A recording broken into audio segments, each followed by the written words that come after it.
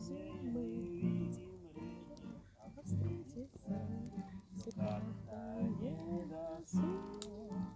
Что делать, коль друзей мы видим реже? Что делать, коль друзей мы видим реже? А встретиться все как-то не досуг. Жаль, что нынче письма нет в ходу, звонки случайные, слова случайные, а главное